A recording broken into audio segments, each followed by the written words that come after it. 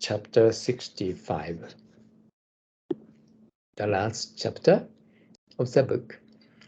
Success is the fruit of effort. The astute merchant. Long ago, there were two merchants who always crossed a narrow mountain pass with dry goods loaded on their backs.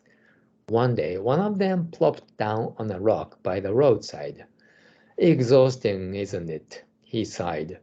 "Let's rest for a while. If only this pass weren't so high, we could cross it easily and make more money." He looked up balefully at the steep path. "I disagree," replied his companion. "In fact, I wish this path were higher and steeper." "You do?" said the first man in astonishment. "Whatever for? Do you enjoy suffering? How strange." His companion explained.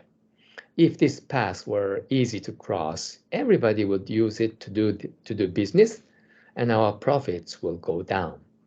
If it were higher and steeper, no one but us would cross it, and our business would prosper even more." Successful tradesmen must be not only astute in business, but bold in endeavor.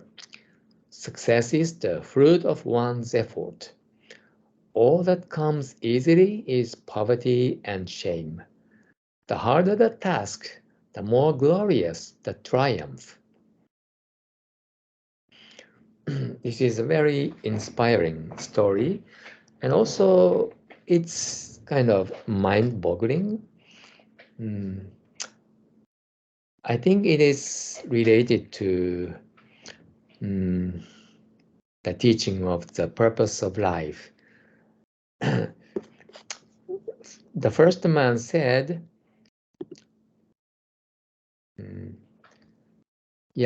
while they were sitting on the rock road by the roadside, he just wanted to have a chit chat. So he said, "If only this path weren't so high, we could cross it easily and make more money." This is the true feeling of all human beings, because we have desire for leisure and sleep. We are always seeking for comfort and conveniences and leisure. We want to take it easy, and at the same time we want to make money. So naturally, this man expressed his true nature.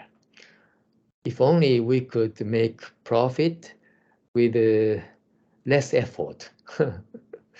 So from the beginning, this is against the law of cause and effect. If we make less effort, that means less return. In business, this is the golden rule.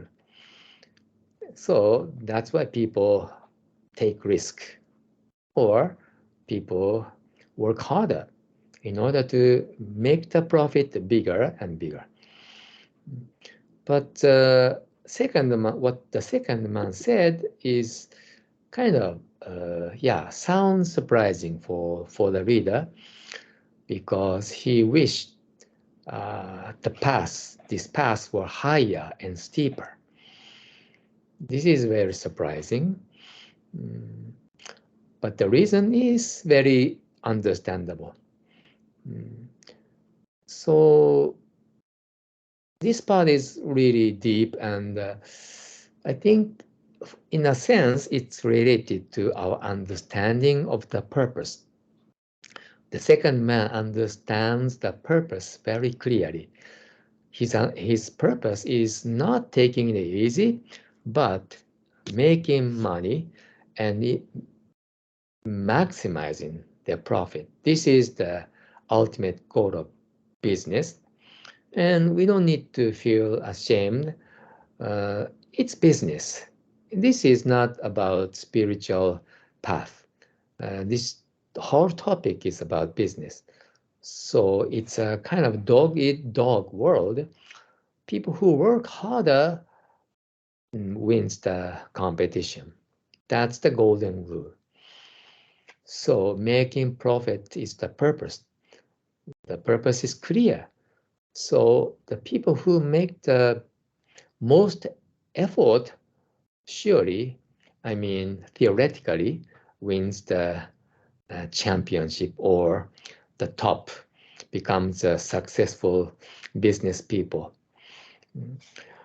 I thought this is related to the purpose of life. So let me quote Nietzsche, Friedrich Nietzsche, a German philosopher. This is actually a quote from the You Were Born for a Reason. It says in his On the Genealogy of Morals, Friedrich Nietzsche effectively underscored the importance of meaning in life when he wrote that man desires suffering and even seeks it out, provided that he has been shown a meaning for it, a reason for suffering. So simply put, once we understand the meaning or the reason for suffering, we can endure any kind of suffering, or we even seek out suffering. This is the person who really understands the meaning of life. They seek out suffering. This part is really deep. What how can it be possible? If I read a little before that sentence, knowing life's purpose would invest everything one did with meaning. Whether reading a book, performing a task, or caring for one's health, one would feel deep commitment and satisfaction. Even if one were suffering from a dreadful disease, enmeshed in a family quarrel, or stung by a humiliating defeat, the power to live, the determination to overcome any obstacle in order to fulfill life's great purpose would always come flooding back. Yeah, this is written on page 5 of the book You Were Born for a Reason, so please refer to it later. So, in short, once we understand the ultimate purpose deeply, clearly, and vividly, we can overcome and endure any kind of suffering, and even we seek out suffering. We look for suffering. This is the behavior of a person who understands his purpose of life. This part is really deep, but I think the second business person in this story must be one of those people who has the clear goal in his mind about his business. So I think this applies to any kind of successful business people. That's why they are what they are now, and they will continue to be successful.